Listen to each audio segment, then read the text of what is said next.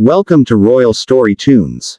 Long before the kingdom of Aravel flourished under sunlight and song, before its rivers shimmered like threads of silver across the land, there existed a magical necklace forged by the ancient enchanters of Ilaria.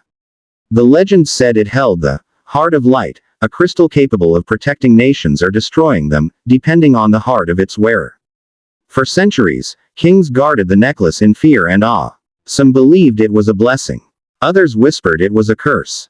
But fate had already chosen its true bearer, Queen Arwen of Aravel. Chapter 1. The Queen of Aravel. Queen Arwen was unlike any ruler the kingdom had ever known. She ruled not with fear, but with kindness. Her presence alone calmed storms of anger.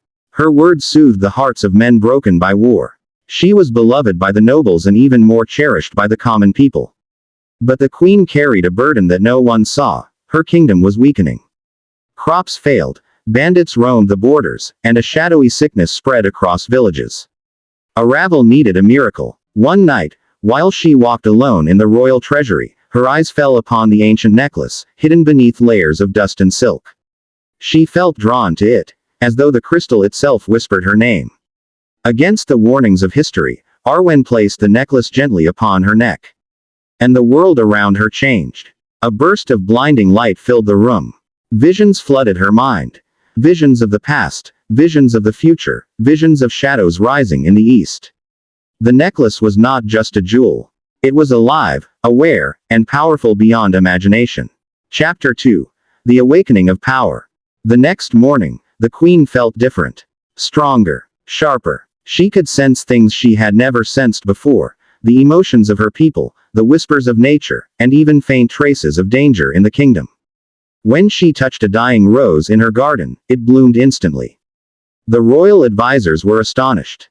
The news spread quickly. The queen has been blessed by the light. But with power came risk. The necklace began to pulse unpredictably at night. Sometimes with warmth, sometimes with a deep, unsettling cold. The queen realized something important. The necklace was reacting to a threat. A threat approaching fast. Chapter 3. The Dark Sorcerer Malgareth.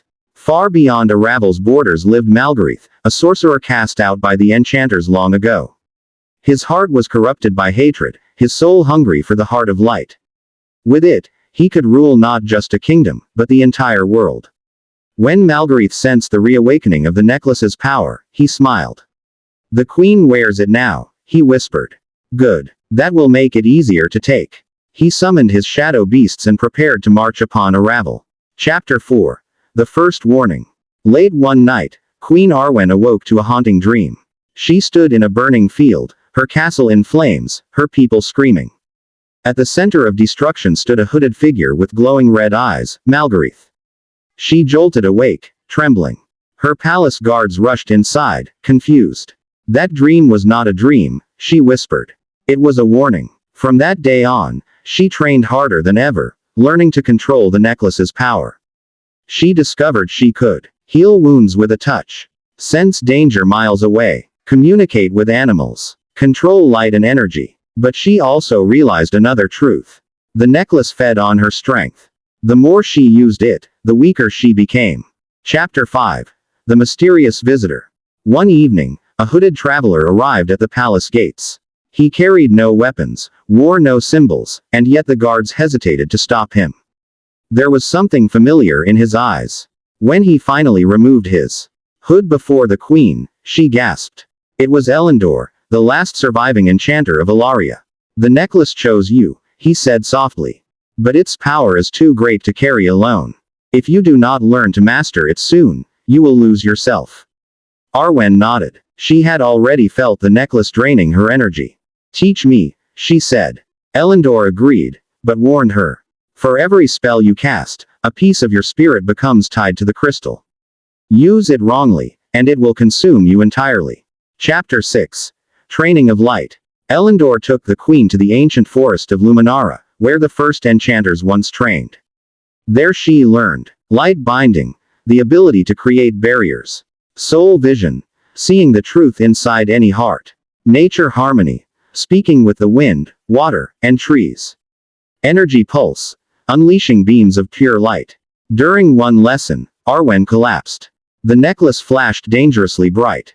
You are pushing yourself too hard, Elandor warned. You cannot save your kingdom if you kill yourself in the process. The queen stood up again, trembling but determined. I must be ready, she said. The darkness approaches. And it was. Chapter 7.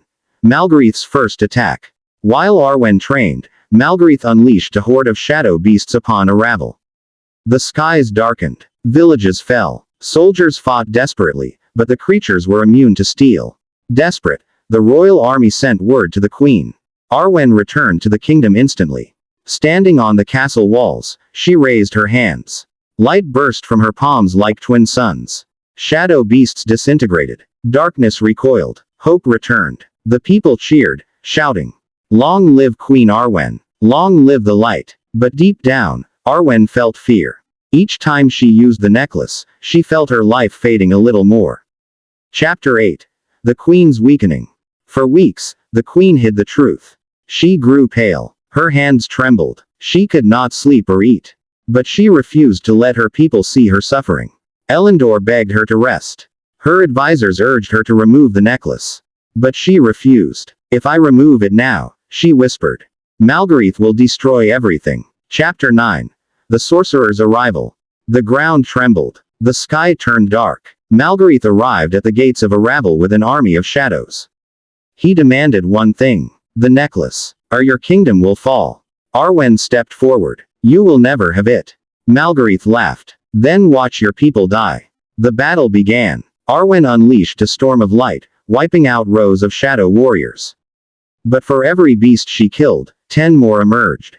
Her strength drained quickly. Her vision blurred. Finally, Malgareth struck her with dark magic, sending her crashing to the ground. Chapter 10. The Heart's Truth. As Arwen lay bleeding, the necklace glowed, not with power, but with memory. It showed her visions of her people, their laughter, their hopes, their love for their queen. She realized something she had missed. The necklace's power was not meant to be used alone. It needed the light of the people. Their hope, their trust, their unity. With the last of her strength, Arwen reached for the ground and whispered, "Help me, all of you." The necklace began to shine. Across the kingdom, people felt warmth in their hearts. Together, they prayed for their queen. Their voices rose like a wave of light. The necklace absorbed their collective hope. And transformed. Chapter 11. The Final Battle. Arwen rose, glowing like the morning sun. Malgareth stepped back in fear. What have you done? He hissed. I have awakened the true power of the Heart of Light. She unleashed a blinding beam of energy. Shadows evaporated. Malgareth screamed as the light pierced through him, dissolving his dark magic forever. With a final cry, he vanished into nothingness. The war was over. Chapter 12. The Queen's Gift. But the price was heavy. Arwen fell to her knees. The necklace cracked. The light within it flickered. Elandor rushed to her side. You gave too much, he whispered. Arwen smiled weakly. It was worth it, to save them. The necklace shattered, its magic returning to the world.